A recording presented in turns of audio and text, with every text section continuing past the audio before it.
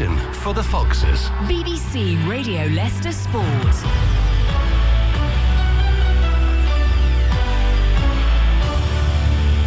Yes, 25 minutes of the programme remaining here on 104.9 FM. Ian Stringer with you through until 7 o'clock. We would ordinarily have the boot room between now and 7 if we had a game to preview for Leicester City, but there isn't one tonight. So we're going to spend a bit of time, devote some time to focusing on some of the sports that you may expect to find over the pond rather than here in our county. But I've got my Leicester Blue Sox baseball cap on. To the American football guys in the room, apologies. It's fine. But the guys gave me a baseball cap last time, and I had nothing else to put on my head this morning. Tino, get your shirt off. Come on. It's not even a Leicester shirt, man. You need to bring gifts. Yeah, indeed. From the Blue Sox, Matt Crawshaw, chairman, and Phil Rudkin. Good evening to you. Good evening, Ian. Good. We'll go through the guys from the Falcons. Guy and Tino, good evening to you. Good evening. Thanks for coming in. And De Montfort University's American football team, also the Falcons. Darren. Hello, good well? evening. I'm good. How are you? I'm well. We're going to try and stick to the individual teams so that everyone is aware of who we're talking to and what we're talking about for the next 25 minutes. Let's start with baseball. The Leicester Blue Sox are our local baseball team. Full-time teams, I beg your pardon. Youth system as well, under 17s. In 2010, the AA Midlands Division champions. Currently play the AAA divisions, second tier of the national infrastructure. Matt and Phil, how are you doing? How's the club? How are things with the Blue Sox?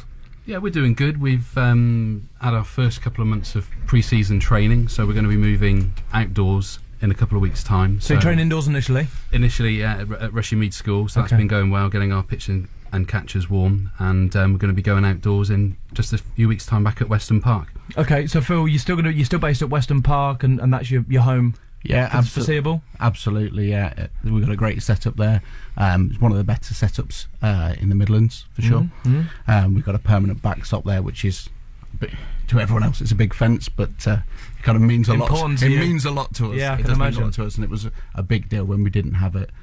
So we're looking forward to getting outside, and we're looking forward to getting back with the adults have been training now for the last few weeks, and we can getting back to training with the juniors over the next few weeks. You mentioned the backstop and facilities. How important and how difficult are facilities in the UK? Because with the best will in the world, baseball isn't up there with the big sports in this country. How tough is it to not only get equipment and facilities, but and we'll speak to all of the guys tonight about recruitment as well. Yeah, absolutely. Well, with baseball, our facilities in Leicester were probably amongst the worst in the country. Were? Okay. Yeah, and until we had the backstop, which was installed about 3 seasons ago, and then that's probably shot us right up to sort of mid-tier.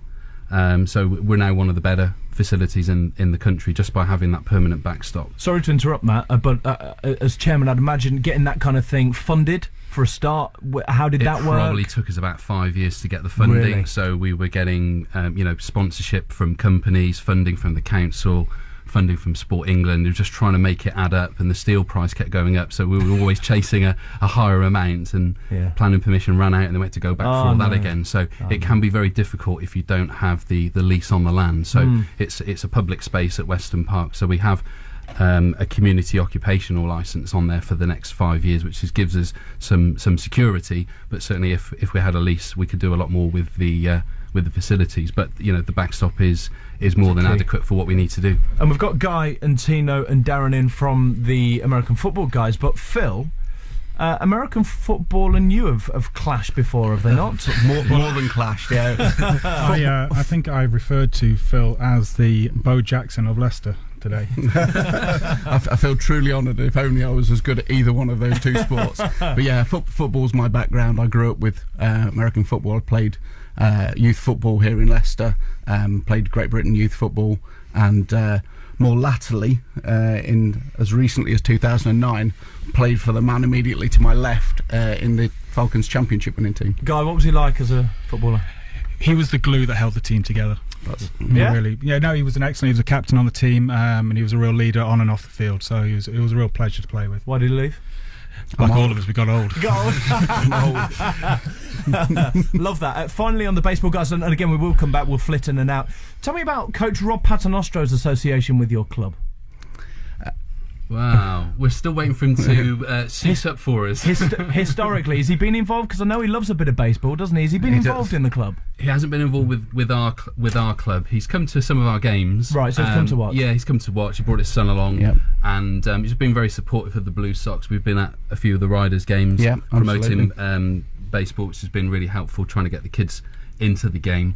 I'm aware that he does play baseball back in the States when he takes a few months off during the summer period, so I think the lure of that, perhaps with better weather, is more attractive than playing in Leicester. I think the phrase is, he has our number. Yeah, and I'm sure if he's after a game, he will indeed give you a call. Darren Hing from DMU. Yes, hello. Falcons, yes. Same as the Leicester Falcons. Yeah, we're affiliated with a university team. Tell us about this relationship. Well, they're our senior team. We try and get as many players from the university to then go and play for the senior Falcons. Which they can do from the age of 18, anyone else. And yeah, that's what we try and do. How is university American football? It's good. It's I think it's a lot lower on the level compared to obviously in America, but it's getting better. I mean, Great Britain's improving, I know that. We've had a couple of players for our university go and play for GB at youth and senior level. Oh, tell us about them. I don't know how much I can say about one of them. Okay, tell us what you can. Don't get anyone into trouble. One guy used to play GB Youth, and the other one has gone to America on a scholarship. But I can't really talk too much about that. Wow. So yeah, but he played for GB as well. Wow. And was a DMU student or Leicester boy or what? He's both. He's both. Wow. So we've only been there for 3 seasons, so I've played with him as well, and he's a monster. Wow. From Leicester, went to DMU University. Fell in love with American football probably before, played for GB and now gone to the States. Yeah, pretty much, that's his story. Not bad that, gentleman, is it? It's a route that is open now to a lot of young guys coming into the sport. That is a route to the professional levels in the States that didn't used to be out there. And certainly as well, there's also not just in the States but also across Europe. There's a number of professional leagues across Europe, and we're seeing a lot of the cream of British student athletes who are now getting semi-pro contracts out in places like Finland and Germany and Italy. Guy, you're first team coach for the Falcons, the team. I'm the senior team manager. Senior team manager, what a great title. Thank you very much. What does the junior team manager do? He looks after the junior team. How important are the feeder kind of the club through the DMU? How key is that? It's a very important system. It's we've got 2 universities in Leicester, and they both have teams. Also, we have helped a few years back. We helped set up the DMU Falcons because we wanted to have to bridge the gap between our under-19s, our under-16s teams in our academy, and our senior team, and it allowed players to get younger players who are 18 plus to be able to get a taste of the sport without having to go into the high-level senior football. Right. I understand. Which is quite daunting if you're a 18, 19-year-old guy, just learning the sport, going up against grown men who are 25 stone and can run. Yeah, I think that was always a positive when I didn't have to go up against like a 30-stone-pound man. Yeah, and I'm tiny. Yeah. So being in a student team would have helped. Being with people about my size, my age, was really good. Where if you go into the senior leagues, you could be playing against 28, 30-year-old full-grown men. Yeah. Where some of us are still underdeveloped. Yeah, you know what I mean. So, yeah, absolutely, and that's the progression that's important. And it then allowed us to be able to have a full spectrum from the early teens through to a senior level. And lots of people listening right now, Leicester City fans, Tigers fans, cricket fans. The cricket club have announced a new signing today, and all of Leicester's interested because we love our sport. Tell us where you play. Tell us how long you've played there, and tell us about your long-term future wherever your venue is. Well, we've only facilities are a great problem within Leicester. We've bounced around a number of places trying to find a home for our home fixtures, to the point where we played one fixture at Welford Road, and we generated a good sort of 2,000 fans turned up for that game. But this year we've managed to get a deal going with Leicester Road FC to play in the Hinckley to play in the stadium there. Have you now? Which is it's as close to we pride ourselves and we try and run as a professional club as possible, even though we're an amateur status.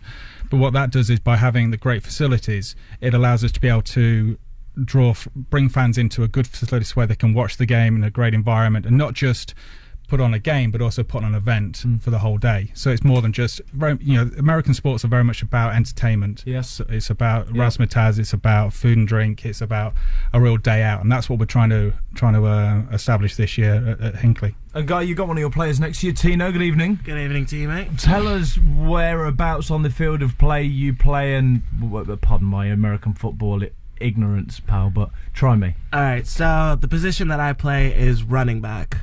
Okay. So in American football, you have when you're attacking, there's two ways that you can play. You can either pass the ball or you can run the ball. Yeah. When they pass the ball, you see the quarterback who hucks it and then he snaps it, throws it to his wide receiver.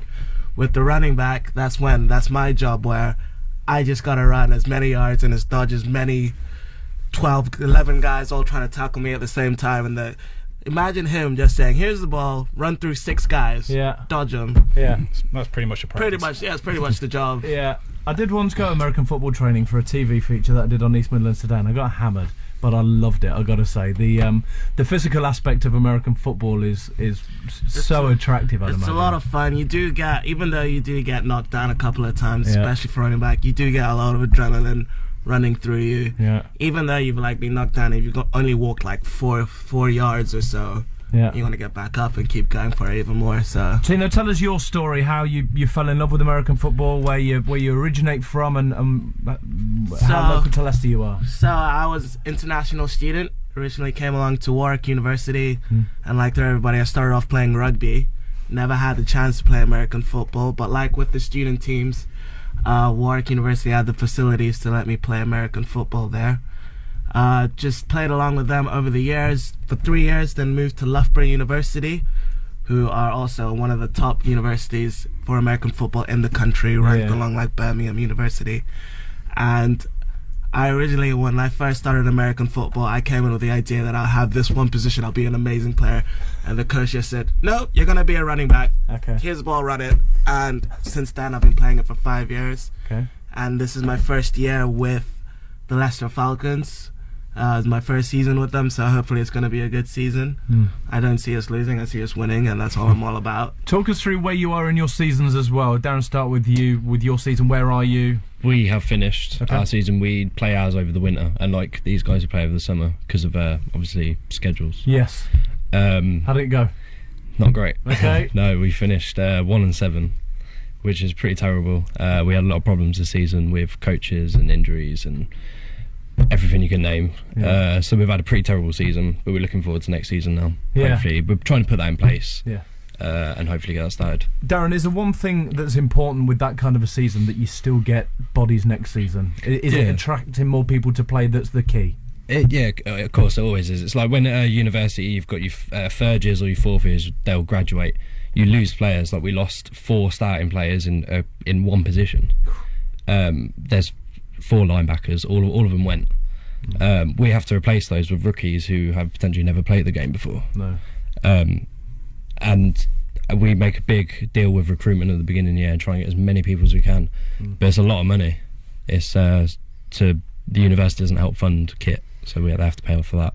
There's a very different levels of support within the university structure. Universities like Loughborough, Durham, and Stirling, who are they pour enormous amounts of money into their programs, and they offer scholarships to American players to come over and play for them, and they pay their coaches. Whereas other universities, it's purely amateur, and the guys have to buy their own gear. And at De Montfort, I mean, the SU help us as much as they can. They pay for the travel, the venues, everything like that, everything we could ask for, but we can't compete with other unis like Loughborough and Birmingham and stuff, where they have everything funded for them. I think Durham have 11 American imports on their team. Right? Yeah. Wow. So it's very difficult for teams like DMU to be able to compete against. And I'd imagine on a personal level as well, Darren, that's tough to kind of keep going and organising people, but credit to you for what it's worth. Thank you. Credit to you, well done. Guy, your season, where are you? Where are you hoping to be? What's coming up? What level are you playing at?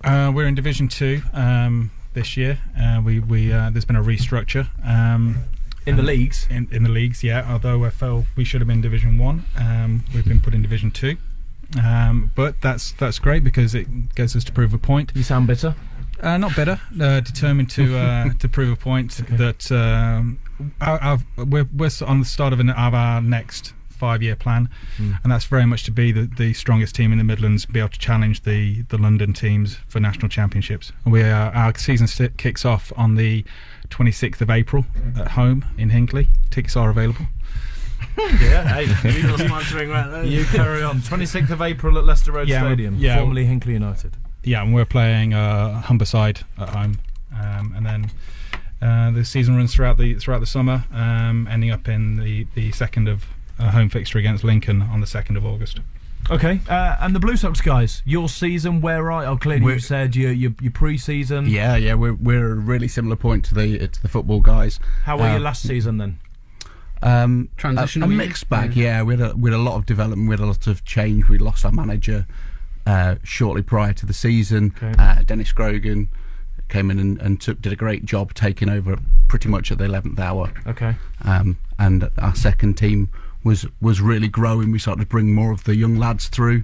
So we played more games with several 14 and 15-year-olds in the team. So really bringing along some youth lads. So for both teams, a really transitional year, but a good positive one. How many teams are in the league? Well, for our first team, we've got 4 teams in the Central AAA division. So you've got Leicester. Five in total. No, 4 including Four ourselves. including you. Wow. There would have been 5, but Nottingham Rebels withdrew just before the schedules were announced. So there are, how can we say, some players that are unaccounted for at the moment that probably want to play baseball.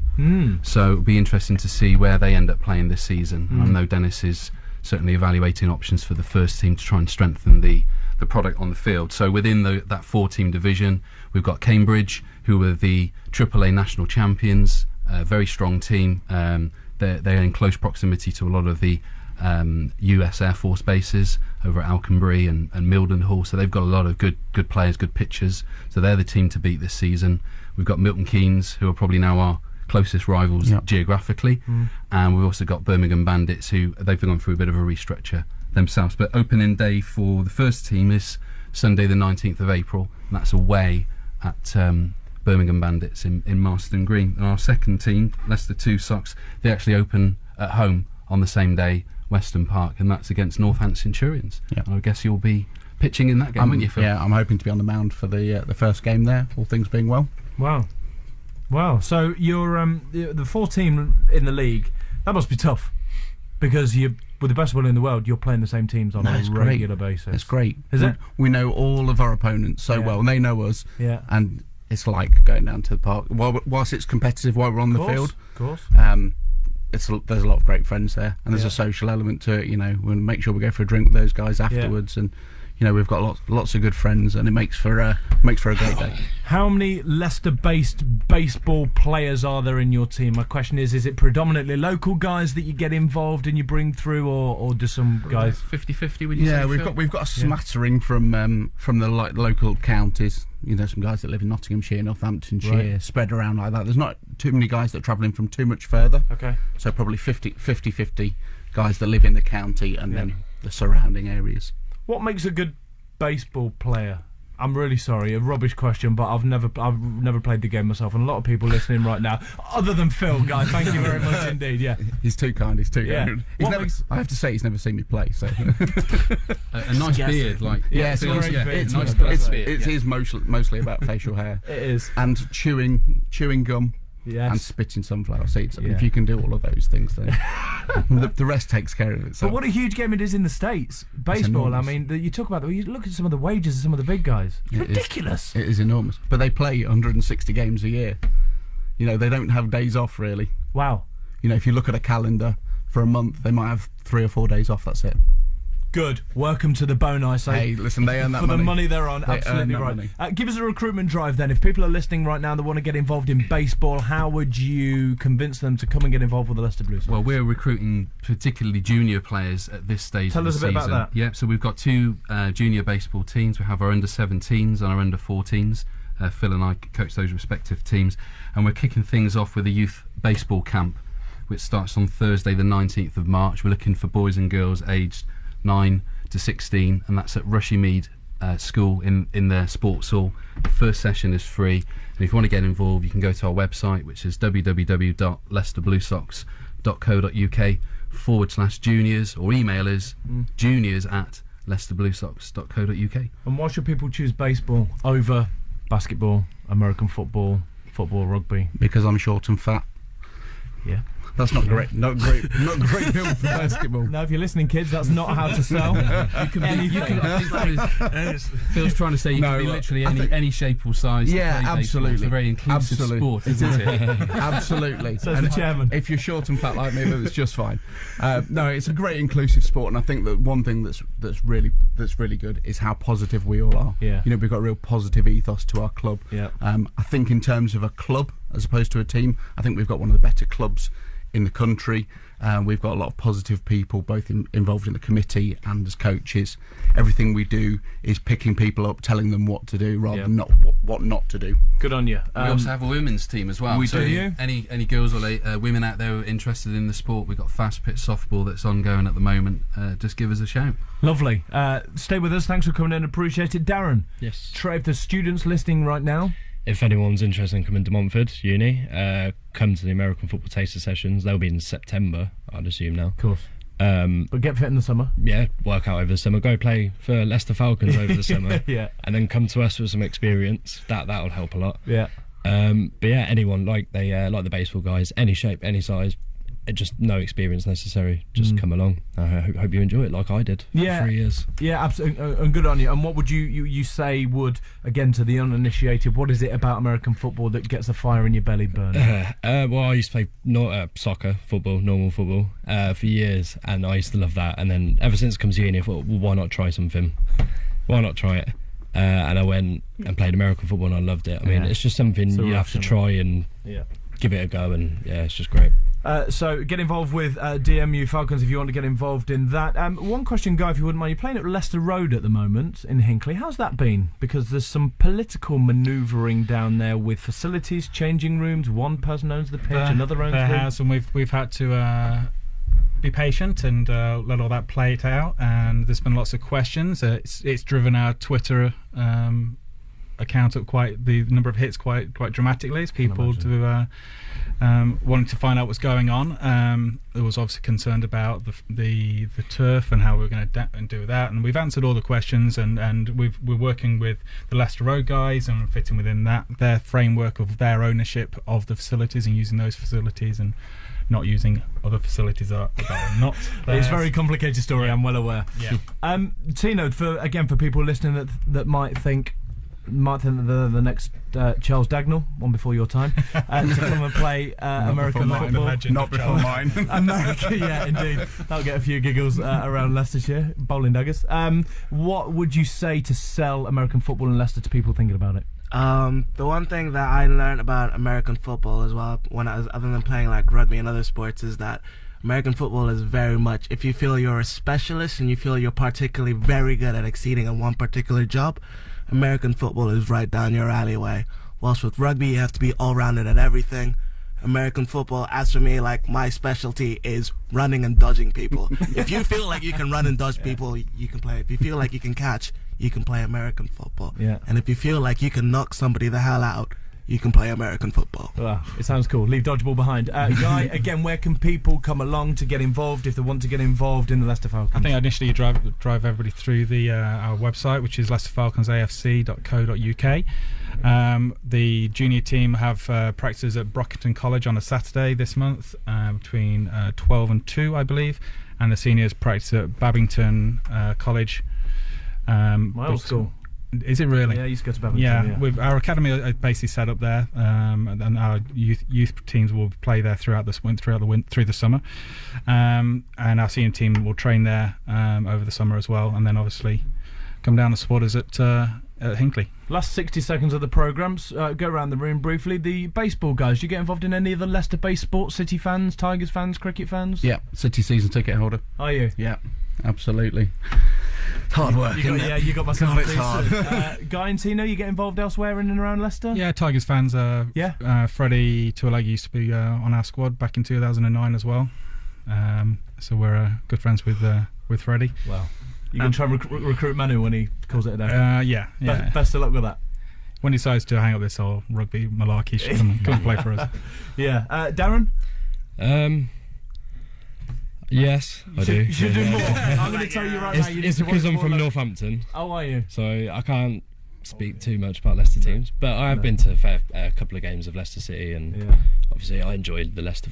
I follow all teams here, so it's great. And the great thing as well with you guys being in the studios, there seems to be a real understanding, real camaraderie between all of you. Baseball, American football, DMU's American football. So good on you. I really appreciate you all coming in. The guys from the Leicester Blue Sox, Leicester Falcons and DMU Falcons. Thanks for coming in. Thank you. Appreciate your time. Really appreciate it. Thanks for you for listening as well here on 104.9 FM to the Boot Room between 6 and 6:30, and for our update on American sport. And we do promise that we will keep you up to date here on BBC Radio Leicester. We're blessed with some top flight sport, but the sport in and around our patch we try and follow as much as we can, and we'll continue to. The very best of luck to our respective sports that are starting their season and in pre-season. If you want to get involved and you just caught the end of the programme, it's available to listen again. bbc.co.uk/Radio Leicester. Enjoy the rest of your Thursday. Your city, your county. BBC Radio Leicester.